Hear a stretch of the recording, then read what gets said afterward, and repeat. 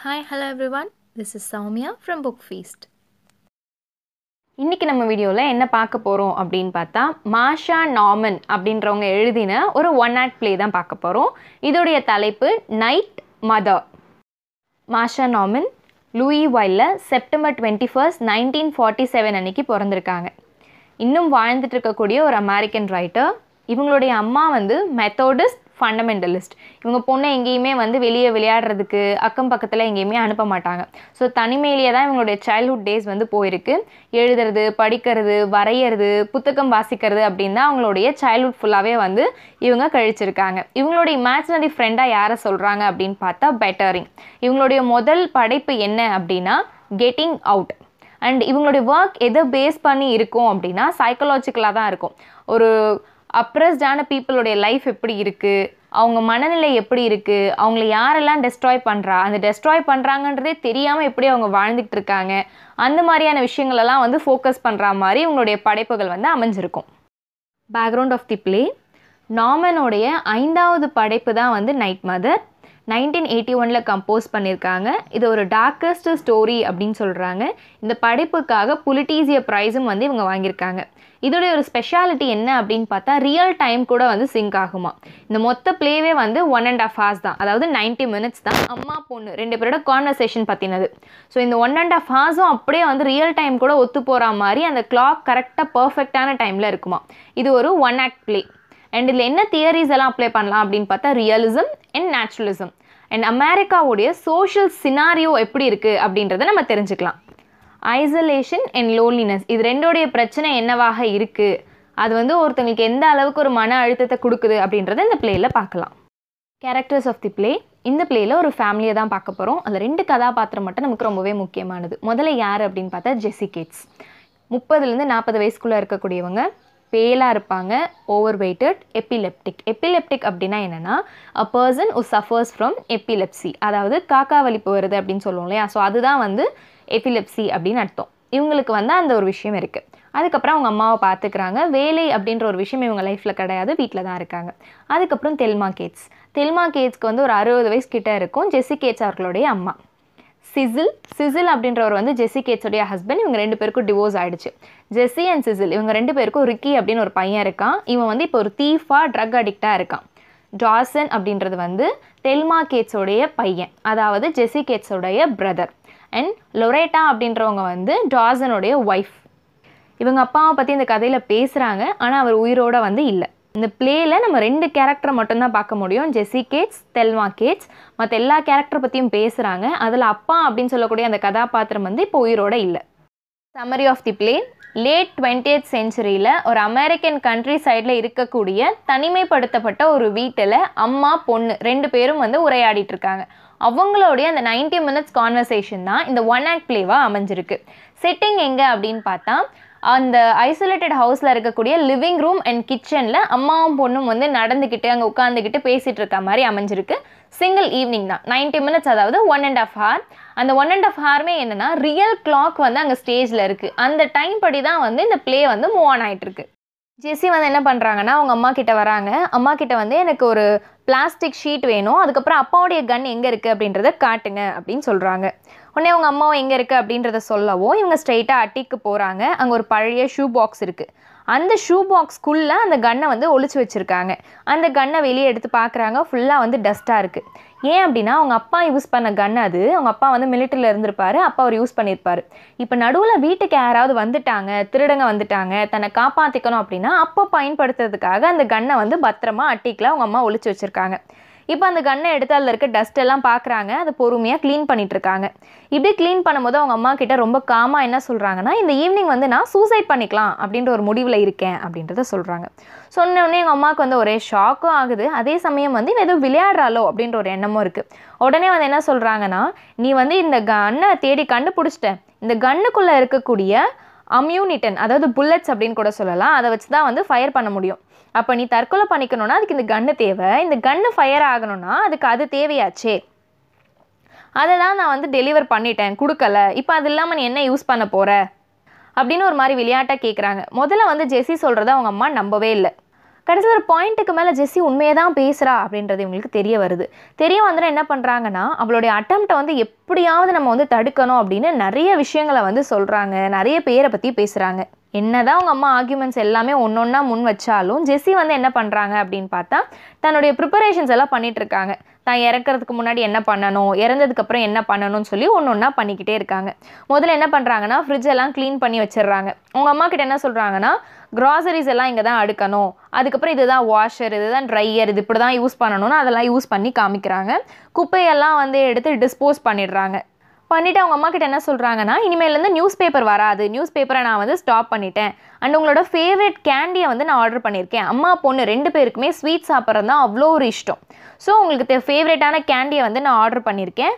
And milk கூட வந்து இனிமேல் டெய்லி வீட்டுக்கு எடுத்துகிட்டு வந்து கொடுத்துருவாங்க அப்படின்னு சொல்கிறாங்க. இவங்க அம்மாவுக்கு வந்து எப்பயுமே வந்து ஆரஞ்ச் ஜூஸோ இல்லை சோடாவோ தான் ரொம்ப பிடிக்கும். மில்க் வந்து அவங்க அம்மா குடிக்க மாட்டாங்க. பட் இருந்தாலுமே வந்து அந்த அரேஞ்ச்மெண்ட்ஸ் எல்லாம் வந்து ஜெஸ்ஸி பண்ணி வைக்கிறாங்க. எதுக்கு அப்படின்னா, தான் இறந்ததுக்கப்புறம் அம்மா எதுக்காகவும் கஷ்டப்படக்கூடாது அப்படின்றதுக்காக. ஈவன் இன்னும் சொல்லப்போனால் அவங்களுடைய பிரதர் இருக்கார் இல்லையா, டாசன், அவருக்குமே வந்து என்னெல்லாம் கிறிஸ்மஸ் கிஃப்ட் கொடுக்கணும், வரக்கூடிய வருஷத்தில் அம்மா என்னெல்லாம் கொடுத்தா நல்லாயிருக்கும் அப்படின்னு அதெல்லாம் கூட வந்து பிளான் பண்ணி சஜஸ்ட் பண்ணி வச்சுருக்காங்க. ஹியூமன் டெவலப்மெண்ட் எப்படியெல்லாம் இருக்குது அப்படின்றத ஹைலைட் பண்ணுற விதமாக லார்ட் ஆஃப் ஃப்ளைஸ் அப்படின்ற மெட்டாஃபரை வந்து இங்கே பேசுகிறாங்க. இவங்க அம்மா வந்து என்ன பண்ணுறாங்க அப்படின்னா, ஜெஸ்ஸிக்கு நிறைய அட்வைஸ் கொடுத்துக்கிட்டே இருக்காங்க. ஜெஸ்ஸி வந்து என்ன பண்ணுறேன்னா, அம்மாவை எப்படியாவது நம்ம டிஸ்ட்ராக்ட் பண்ணணும் அப்படின்றதுனால ஹாட் சாக்லேட்ஸ் பண்ணி தரீங்களா அப்படின்னு கேட்குறா. மில்க் அப்படின்னாலே இவங்க 2 பேருக்குமே பிடிக்காது. ஆனால் அவங்க அம்மாவை டிஸ்ட்ராக்ட் பண்ணுறதுக்கு இது ஒரு நல்ல ஐடியாவாக தெரியுது. அவங்க அம்மாவும் ஹாட் சாக்லேட்ஸ் பண்ண போயிடுறாங்க. ஜெஸ்ஸி வந்து என்ன பண்ணுறாங்க அப்படின்னு பார்த்தா, ஒரு பக்கம் அவங்க அம்மாவுக்கு தேவையானதெல்லாம் வந்து பண்ணிட்டு இருக்காங்க. இன்னொரு பக்கம் தன்னுடைய ஃபியூனரலுக்கு என்னெல்லாம் தேவைப்படும், ஸோ அந்த அளவுக்கு கூட தன்னோட அம்மாவை கஷ்டப்படுத்தக்கூடாது, அம்மாவுக்கு எல்லாமே அரேஞ்ச் பண்ணிட்டு போகணும் அப்படின்னு சொல்லி அதில் வந்து ரொம்ப மும்மரமாக செஞ்சுக்கிட்டு இருக்காங்க. அப்போ இவங்க அம்மாவுக்கு வந்து ஒரு பயம் வருது, நம்ம பொண்ணு வந்து என்னடா இப்படி பேசுகிறா அப்படின்னு. அவங்க பொண்ணுக்கிட்ட நிறைய உண்மைகள்லாம் சொல்ல ஆரம்பிக்கிறாங்க. 2 பேருமே மனசு விட்டு பேச ஆரம்பிக்கிறாங்க. அப்போ அவங்க ஃபேமிலி, ஃப்ரெண்ட்ஸு, ரிலேட்டிவ்ஸ் இவங்க எல்லாரையும் பற்றி பேச ஆரம்பிக்கிறாங்க. இப்படி இவங்க எல்லாரையும் பற்றி பேசுகிறது மூலயமா நமக்கு என்ன தெரிய வருது அப்படின்னு பார்த்தா, ஜெஸ்ஸியோடைய வாழ்க்கை எப்படி இருக்குது அப்படின்றது தெரிய வருது. ஜெஸ்ஸி வந்து அவங்களுடைய 30 வயசுக்கிட்ட வந்துட்டாங்க. ஸோ 30s இருக்காங்க, 30லேருந்து 40ஸ்குள்ளே இருக்காங்க. இவங்க வந்து டிவோர்ஸ்ட், அன்எம்ப்ளாய்ட், இவங்க வாழ்க்கையே வந்து ரொம்ப வெறுமையாக இருக்க மாதிரி யோசிக்கிறாங்க. என்னதான் வந்து இவங்க லைஃப்பில் பண்ணாலுமே தன்னோட லைஃப் வந்து மீனிங்லெஸ்ஸாக இருக்குது அப்படின்ற ஒரு மைண்ட் செட்டில் இருக்காங்கன்றது தெரிய வருது. அண்ட் ஒரு இன்சிடெண்ட்டை பற்றி வந்து ரிவீல் பண்ணுறாங்க. என்ன அப்படின்னா, இவங்க அம்மாவோடைய க்ளோஸ் ஃப்ரெண்டு ஒருத்தங்க அடிக்கடி வீட்டுக்கு வருவாங்களாம். ஆனால் ஜெஸ்ஸி வீட்டில் இருக்கிறதுனாலேயே ரொம்ப அன்கம்ஃபர்டபுளாக ஃபீல் பண்ணி வீட்டு பக்கமே வரது கிடையாதான். இவங்க அம்மாவுக்கு என்ன பேசுறது அப்படின்னு தெரியலை, ரொம்ப மீனிங்லெஸ்ஸாக என்னடா இது நம்ம என்ன பேசுறது அப்படின்னு ரொம்ப ஹெல்ப்லெஸ்ஸாக இருக்காங்க. அவங்களுக்கு நிறைய விஷயம் வந்து இப்போ தான் கொஞ்சம் கொஞ்சமாக வந்து புரிய ஆரம்பிக்குது. ஜெஸ்ஸிக்கிட்ட எவ்வளோ அட்வைஸ் பண்ணுறாங்க, நீ ரொம்ப மீனிங்லெஸ்ஸாக யோசிக்கிற, இப்போல்லாம் யோசிக்காத அப்படின்னு நிறைய உண்மைகள்லாம் சொல்கிறாங்க. இருந்தாலுமே வந்து ஜெஸ்ஸிக்கு என்ன ஆகுது அப்படின்னா, நம்மளுடைய லைஃப் அவ்வளோதான், இதுக்கு மேலே வந்து ஃப்யூச்சர் அப்படின்ற ஒரு விஷயம் கிடையாது. இதுக்கு அவங்க ஒரு எடுத்துக்காட்டாக என்ன சொல்கிறாங்கன்னா, பஸ் ட்ரிப்பை ஒரு அனாலஜியாக யூஸ் பண்ணுறாங்க. என்ன அப்படின்னா, 5வது ஸ்டாப்பிங்கில் இறங்கினாலும் என்னுடைய டெஸ்டினி அதுதான், 50வது ஸ்டாப்பிங்கில் இறங்கினாலும் என்னோடய டெஸ்டினி அதுதான். அதாவது நான் இப்போ இறந்தாலும் என்னுடைய முடிவு அதாக தான் இருக்க போகுது, கொஞ்சம் வருஷங்கள் கழிச்சு இறந்தாலும் அதே தான் இருக்க போகுது. ஏன்னா என்னுடைய லைஃப் வந்து ஒரு மீனிங்லெஸ்ஸாக இருக்குது, அதில் எந்த ஒரு மாற்றமும் இருக்க போகிறது கிடையாது. ஒரு பஸ் ட்ரிப் மாதிரி தான் என்னுடைய லைஃபுமே வந்து போய்கிட்டு இருக்கு அப்படின்றத சொல்கிறாங்க. அண்ட் ஜெஸ்ஸி வந்து முன்னாடியே நம்ம பார்த்தோம் எபிலெப்டிக், அதாவது அவங்களுக்கு வந்து காக்கா வலி போகிறோம். ஸோ அதுக்கு மட்டும்தான் வந்து அவங்க கண்ட்ரியை விட்டு ஹாஸ்பிட்டலுக்கு போகிற மாதிரி தெரியுதே தவிர வேறு எங்கேயுமே அவங்க போகல, வீட்டுக்குள்ளேயே தான் வந்து இருக்காங்க. ஒன்று. 2வது வந்து என்ன அப்படின்னா, அவங்க கணவரை வந்து ரொம்பவே நேசிக்கிறாங்க. இவங்க 2 பேருக்கும் டிவோர்ஸ் ஆகிடுச்சு. ஆனால் இன்னொரு விஷயமும் நமக்கு அல்டிமேட்டாக என்ன தெரிய வருது அப்படின்னு பார்த்தா, அவங்க ஹஸ்பண்ட் வந்து ஒரு ஆப்ஷன் கொடுக்குறாரு. ஒன்று, நீ ஸ்மோக் பண்ணுற ஹேபிட்டை இதோட நிறுத்திடு, இல்லை என்ன மறந்துரு அப்படின்னு சொல்கிறாரு. ஜெஸ்ஸி வந்து என்ன பண்ணுறாங்கன்னா, ஸ்மோக்கிங் ஹேபிட்டை கண்டினியூ பண்ணுறதுனால அவங்க ஹஸ்பண்டை வந்து டிவோர்ஸ் பண்ணிடுறாங்க. ஆனாலும் இன்னும் அவங்க கணவரை வந்து ரொம்ப நேசிச்சுக்கிட்டே தான் இருக்காங்க. அதுக்கு தெல்மா வந்து என்ன சொல்கிறாங்கன்னா, நீ அதெல்லாம் கவலைப்படாத, உன்னோட ஹஸ்பண்ட் வந்து ஒரு அன்ஃபெய்த்ஃபுல்லான மேன், அவனுக்கு வந்து பக்கத்து வீட்டு பொண்ணு கூட அஃபேர் இருந்துச்சு அப்படின்றத சொல்கிறாங்க. அதாவது என்னெல்லாம் சொல்லி தன்னுடைய பொண்ணை வந்து மனசை தேத்த முடியுமோ அதெல்லாம் வந்து சொல்கிறாங்க. ஜெஸ்ஸிக்கு ரிக்கி அப்படின்னு ஒரு சன் இருக்காங்க. அவன் வந்து தீஃப், ஒரு திருடனாக இருக்கான், ட்ரக் அடிக்டாக இருக்கான். அவங்க அம்மா வந்து என்ன நம்புறாங்கன்னா, கண்டிப்பாக நம்ம பையன் ஒரு நாள் வந்து மாறி வந்துடுவான், நம்ம பேரை வந்து மாறிடுவான்னு நினைக்கிறாங்க. ஆனால் ஜெஸ்ஸிக்கு வந்து கொஞ்சம் கூட நம்பிக்கையே இல்லை. ஸோ வாழ்க்கையின் மீது நம்பிக்கையே இல்லாமல் ஒரு ஹோப்லெஸ்ஸான விஷனோட பார்க்கறது தான் வந்து ஜெஸ்ஸி. அதுதான் வந்து நம்மளுடைய இந்த பிளேவோடைய ஒரு மெயின் க்ரக்ஸாக வந்து அமைஞ்சிருக்கு. ஜெஸ்ஸி வந்து அவங்க அம்மாட்ட என்ன சொல்கிறாங்கன்னா, நீங்கள் என்ன வேணால் பேசுங்க, நான் இன்றைக்கி சூசைட் தான் பண்ணிக்க போகிறேன். ஏன்னா என்னுடைய லைஃப் இதுக்கு மேலே கண்டினியூ பண்ண விருப்பம் இல்லை. என் லைஃப் ரொம்ப எம்டியாக இருக்குது. என்னால் வந்து எதுவுமே வந்து விஷுவலைஸ் பண்ண முடியலை. என்ன விஷுவலைஸ் பண்ணாலும் ஒரு பஸ் ட்ரிப்பை மாதிரி தான் வந்து என் லைஃப் இருக்குது. அதுக்கு வந்து நான் இப்பயே வந்து இறந்துட்டு போயிடலாமே அப்படின்னு பேசுகிறாங்க. இவங்க அம்மா என்ன சொல்கிறாங்கன்னா, இல்லை நீ அப்படிலாம் யோசிக்காத, நீ ஏதோ மென்டல் அப்செட்டில் இருக்க, போய் அதுக்கு வந்து நல்லா மருந்து எடு, மெடிக்கேஷன்ஸ் எல்லாம் வந்து எடு, நீ நார்மல் ஆகு, ரிலாக்ஸ் ஆகு, இப்படியெல்லாம் யோசிக்காதன்னு நிறைய ஃபேமிலி சீக்ரெட்ஸ் எல்லாம் சொல்லி ஜெஸ்ஸியை டைவர்ட் பண்ண பார்க்குறாங்க. தெல்மா வந்து என்ன பண்ணுறாங்கன்னா, ஜெஸ்ஸியை கம்ஃபர்ட் பண்ணுற விதமாக நிறைய உண்மைகள்லாம் சொல்கிறாங்க. முதல்ல என்ன சொல்கிறாங்கன்னா, உனக்கு வந்து இந்த காக்கா வலிப்பு வருது இல்லையா, இது வந்து நீ ஹார்ஸ்லேருந்து கீழே விழுந்ததுனால வரலை. இதுக்கு முன்னாடிலாம் வந்து என்ன சொல்லி வச்சுருப்பாங்கன்னா, நீ சின்ன வயசில் வந்து ஹார்ஸ்லேருந்து கீழே விழுந்துட்ட, அப்போதுலேருந்தே உனக்கு இந்த டிசீஸ் இருக்குது, அதன் விளைவாக தான் உனக்கு இந்த எபிலெப்சி இருக்குது அப்படின்றத சொல்லுவாங்க. இப்போ வந்து என்ன சொல்கிறாங்கன்னா, இல்லை இந்த காக்கா வலிப்பு வந்து உங்கள் அப்பாவுக்குமே வரும், அவர்கிட்ட இருந்து தான் இந்த டிசீஸ் உனக்கு இன்ஹெரிட் ஆகிருக்கு அப்படின்றத சொல்கிறாங்க. ரெண்டாவது வந்து என்ன சொல்கிறாங்கன்னா, என்னுடைய மேரேஜ் லைஃப் கூட ரொம்ப எம்டியாக தான் இருந்துச்சு அப்படின்றத சொல்கிறாங்க. ஸோ இந்த இடத்துல ஆடியன்ஸ்க்கு என்ன தெரிய வருது அப்படின்னா, அவங்க அம்மா பொண்ணு 2 பேருக்கு நடுவில் நிறைய க்ளோஸான ரிலேஷன்ஷிப் இருக்குது, ஒருத்தர் நேசிக்கிறாங்க. இருந்தாலுமே வந்து தெல்மா வந்து ஒரு பாயிண்டில் தன்னுடைய பொண்ணை பார்த்து பொறாமப்படுறாங்க. எதற்கு அப்படின்னா, தன்னுடைய கணவர்கிட்ட தன்னை விட பொண்ணு வந்து ரொம்ப க்ளோஸாக இருக்காளே. அவங்க அப்பா வந்து பொண்ணுனா அவருக்கு ரொம்ப பிடிக்கும், பொண்ணுக்கிட்ட எல்லாமே ஷேர் பண்ணுவார். அண்ட் ஜெஸ்ஸிக்குமே வந்து அவங்க அப்பானா ரொம்ப பிடிக்கும், அம்மாவை விட அப்பா கிட்ட தான் வந்து ரொம்ப க்ளோஸாக இருப்பாங்க. ஸோ அந்த ஒரு ஜெலசி வந்து வெளியே தெரிய வருது. என்னுடைய ஹஸ்பண்ட் வந்து இறக்குற நிலைமையில் இருந்தார். அப்போ கூட வந்து நான் என்ன பண்ணேன் அப்படின்னா, கன் ஸ்மோக் அப்படின்னு சொல்லக்கூடிய ஒரு வெஸ்டர்ன் சீரீஸை தான் வந்து பார்த்துட்டு இருந்தாங்களாம். கன் ஸ்மோக் அப்படின்னு சொல்லக்கூடிய வெஸ்டர்ன் சீரீஸை தான் வந்து நான் பார்த்துட்டு இருந்தேன். உங்கள் அப்பா வந்து என்கிட்ட பேசலை, அந்த கோவத்தினால உங்கள் அப்பாவுக்கு ஹெல்ப் பண்ணணும் அப்படின்னு நான் முன்னாடி போகலை. இதெல்லாம் சொல்லிவிட்டு, உங்கள் அப்பா இறக்க போகும்போது நீ உங்கள் அப்பாவும் எதுவும் பேசுனீங்கல்ல, ஸோ கடைசியாக என்ன பேசினாரு அப்படின்னு சொல்லி கேட்குறாங்க. தெல்மாக்கு ஒரு ஆச்சரியம் வருது. என்னென்னா, நம்ம வந்து நம்ம ஹஸ்பண்ட் கடைசியாக நம்மக்கிட்ட என்ன சொன்னார், என்ன பேசணும் அப்படின்றத நம்ம வந்து பர்சனலாக தானே வச்சுக்கிறோம், நம்ம பொண்ணு வந்து எப்படி வந்து சொல்கிறா அப்படின்னு வந்து ஆச்சரியமாக யோசிக்கிறாங்க. ஸோ இந்த இடத்துல தெல்மா எந்த அளவுக்கு ஜெல்லஸாக இருந்திருக்காங்க அப்படின்றது தெரிய வருது. ஸோ இந்த கான்வர்சேஷனில் ஒருத்தருக்கு ஒருத்தர் வந்து எந்த அளவுக்கு ரொம்ப அன்பாக இருக்காங்க அப்படின்றதும் நமக்கு தெரிய வருது. ஆனால் ஜெஸ்ஸியை பொறுத்த வரைக்கும் ஒரு விஷயம் என்னென்னா, தன்னுடைய அம்மா வந்து தன்னை நேசிக்கிறாங்க, ஆனால் அந்த லவ் வந்து இவங்க லைஃப்பை கண்டினியூ பண்ணுற அளவுக்கு போதுமானது இல்லை அப்படின்னு யோசிக்கிறாங்க. தெல்மா வந்து ஜெஸ்ஸிக்கிட்ட ரொம்ப ரெக்வஸ்ட்டாக கேட்குறாங்க, வேண்டாம் நீ இப்படிலாம் பண்ணாத அப்படின்னு பல கதையை சொல்கிறாங்க, லைஃப்பில் உன்னுடைய டெசிஷனை மாற்றிக்கோன்னு பல விஷயத்த சொல்கிறாங்க. ஆனால் என்ன தான் தன்னுடைய டாட்டரை வந்து காப்பாற்ற முயற்சி பண்ணாலும் ஜெஸ்ஸி வந்து அதை கொஞ்சம் கூட ஒரு பொருட்டாக வந்து காதில் வாங்கிக்கவே இல்லை. அப்படியே இம்பாசிவாக காதில் வந்து போட்டுக்காத மாதிரி அவங்க பாட்டுக்கு ஒரு பக்கம் அவங்க வேலையை வந்து பார்த்துட்ருக்காங்க. கடைசியாக வந்து என்ன பண்ணுறாங்கன்னா, தன்னுடைய அம்மாவை பார்த்து நைட் மதர் அப்படின்னு சொல்லிட்டு போகிறாங்க. போய் அவங்களுடைய டோரை வந்து லாக் பண்ணிக்கிறாங்க, அவங்க ரூம் டோரை லாக் பண்ணிக்கிறாங்க. லாக் பண்ணதுக்கப்புறம் ஒரு கன் ஷாட் சவுண்ட் மட்டும் கேட்குது. தெல்மாக்கு வந்து ஒரே சோகமாகிடுது, என்ன பேசுறது என்ன பண்ணுறதுனே தெரியல. உடனே தன்னுடைய பையனுக்கு வந்து ஃபோன் பண்ணுறாங்க. ஃபோன் பண்ணி இந்த மாதிரி அப்படின்னு சொல்கிற மாதிரி இந்த 1 act ப்ளே வந்து முடியுது. ஸோ நைட் மதர் அப்படின்றது வந்து குட் நைட் அப்படின்றத இவங்க ரெஃபர் பண்ணல. இங்கே வந்து இதோட உனக்கு சொல்லக்கூடிய கடைசியான ஒரு குட் நைட் விஷ் இதுதான் அப்படின்னு எமோஷ்னல் பேக்டாக அவங்க அம்மா கிட்ட சொல்கிற மாதிரி இருக்குது.